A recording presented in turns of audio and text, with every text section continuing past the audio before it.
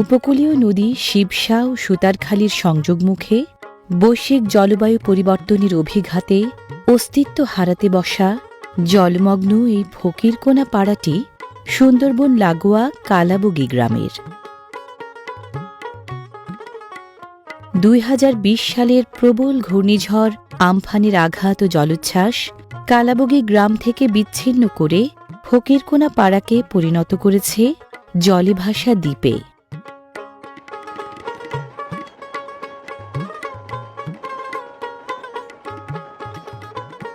খুলনা শহর থেকে প্রায় ৫৮ কিলোমিটার দক্ষিণে দাকুপ উপজেলায় সুতারখালী ইউনিয়নের সর্বদক্ষিণ গ্রাম কালাবগীর সর্বশেষ পাড়া এই ফকিরকোনা।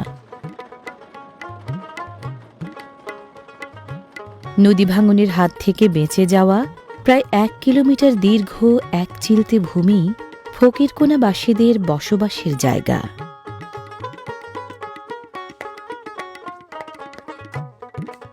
ফকিরকোনা বা কালাবগীর পূর্ব, পশ্চিম ও দক্ষিণে সুন্দরবন, আর পশ্চিমে শিবসা নদী, পূর্বে সুতারখালী নদী। ফকিরকোনা সহ কালাবগী গ্রামের বিভিন্ন পাড়ার বেশিরভাগ বাসিন্দা জীবিকা চালান মাছ ও মাছের পোনা ধরে। এখানে সাধারণত ভাটার সময়ই মাছ ধরা হয় বেশি।